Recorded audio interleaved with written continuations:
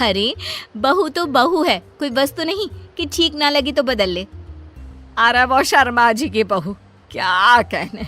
अरे कभी उसके घर जाओ, बहू रानी ऐसे नाच नाच कर चाय नाश्ता कराती है, मानो घर में मेहमान नहीं भगवान आ गए हो। एक हमरी वाली है, ना मुंह में मुस्कान ना चेहरे पर चमक। अरे ठीक है ना भाग्यवान, हर दिन बहू को कोसती रहती हो। हर किसी की अपनी कोई ना कोई अच्छाई तो कोई बुराई होती है। अरे रहने दीजिए, इस लड़की के अंदर तो मुझे कोई खासियत नहीं दिखती। बाप ने ना एक कौड़ी का दहेज दिया और बेटी भी दी तो बिल्कुल अलग ही लेवल की। अरे वो शर्मा जी की। लेकिन ये क्या, सामने खड़ी होती हैं शर्माई। सुन ली बहन तुम्हारी सारी बात, लेकिन जो दिख रहा है ना वो है नहीं। कैसी बात कर रही हो शर्माई? अब तक तो तेरे घर मुझे चाय नाश्ता खाना सब मिल जाता, और देख तुझे तो कोई नमस्ते तक कहने नहीं आया ना। अब क्या बताएं? क्यों, क्या हो गया? बहू में बुराई निकल नहीं रही है क्या? अरे बस करो तुम लोग, ये सोचो घर में 2 रोटी जो मिल रही है ना, वो यही तुम्हारी बहू दे रही है। क्यों? सास का गुस्सा ससुर को देखकर और सुनकर 7वें आसमान में पहुंच जाता है।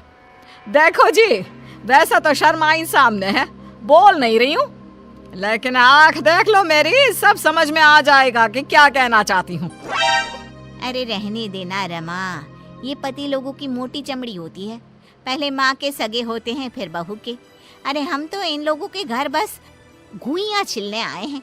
वहाँ शर्मा जी का भी यही हाल है, बहू ना हो गई यस बैंक का ATM हो गई है। तभी रमा देवी की बहू आ जाती है। नमस्ते आंटी, कैसी हैं आप? सीमा कैसी है आपकी बहू? आंटी चाय लेंगी? वाह, अरे शर्माई तुम्हारे तो भाग्य खुल गए जो इसने तुझसे 2 बात कर ली, वरना तो ऐसा लगे है कि हम पत्रकार हैं और ये मंत्री आइन, बिना बोले ही निकल जाती है। अरे ठीक है बहू, जा जाकर अदरक कूट कर चाय बना दे।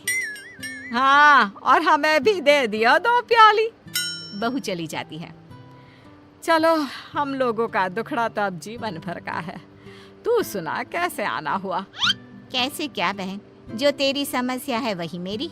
अरे मेरी वाली से तो परेशान हो गई हूँ, रिश्तेदारों के सामने पता नहीं क्या क्या बोलती है, क्या बताऊँ अब। खैर, रमा देवी शर्माइन की बात को बीच में ही काट देती है। कम से कम बहू बोलती चालती तो है, चिड़िया की तरह आंगन में चीह चिहाती तो है। हमारी वाली की तरह तो नहीं ना, शुतुरमुर्ग की तरह गले में मुंह डालकर बैठी रहती है। क्यों? खैर खैर खैर, कौन है जिसे जो मिलता है उससे वो खुश होता है? नहीं ना कोई।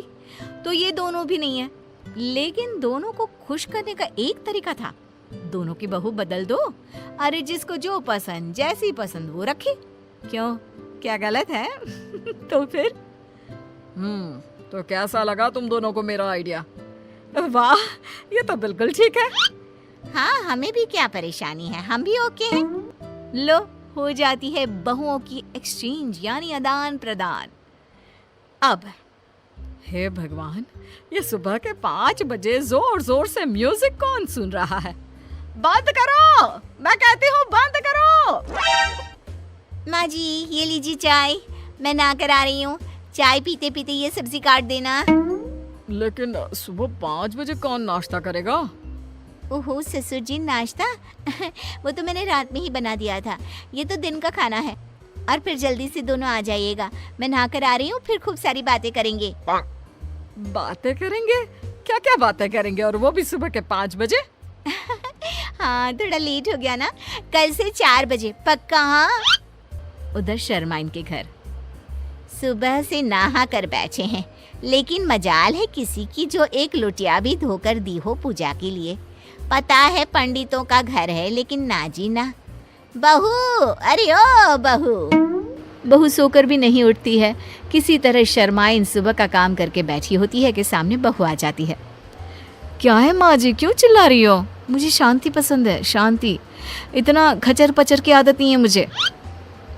अरे मेरी बेटी आ रही है, समझी? तो खाना बना लेना। रमा देवी की बहू खाना बनाकर कमरे में सोने चली जाती है। ननद के आने के बाद, माँ क्या बात है, घर बिल्कुल सूना लग रहा है, भाभी कहाँ है? अरे सो रही है।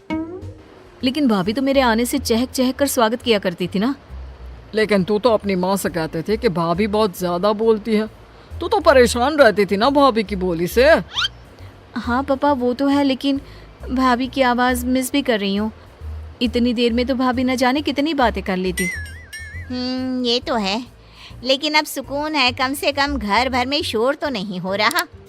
उधर रमा देवी, हे भगवान, आसपास के लोग आते जाते घर में झांकते जा रहे हैं कि कौन चिल्ला रहा है। मैं तो चली घर से बाहर, कम से कम कोई ये तो ना सोचे कि बहू को सास मार रही है। सच्ची हमारी बहू जैसी भी थी, कम से कम घर में शांति से तो रहते थे। अरे रहने दीजिए आप, कम से कम घर घर तो लग रहा है, नहीं तो वो वाली ने तो घर को लाइब्रेरी बना रखा था। रमा देवी की बड़बोली बहू। क्या बात है माँ जी, आप कुछ बोलती क्यों नहीं है? वो क्या है ना, आपके भाई आए थे, पता नहीं क्यों परेशान होकर चले गए। बोल रहे थे कि आपसे बता दूं कि अब से नहीं आएंगे। हैं? मेरा भाई चला गया, वो भी मुझसे मिले बिना? ये कैसे हो सकता है? मैं बात करती हूँ। रमा देवी भाई को फोन करती है। हाँ बहन, आया तो था, लेकिन तेरा घर वो घर नहीं लगा जिसके लिए मैं वहाँ आया करता था। क्या मतलब भाई, तेरी बात समझ में नहीं आई। तू तो जानती है मेरी बहू सारा दिन चिक चिक करती रहती है, तो मैं तेरे घर आ जाया करता था, लेकिन मैंने देखा तेरी बहू भी चिक चिक कर रही थी। अरे वो मेरी बहू नहीं है, मैंने तो पड़ोसी की मांगी थी कुछ दिनों के लिए। तू तो जानता है ना, मेरी वाली तो बोलती ही नहीं है। वहीं दूसरी तरफ शर्माइन।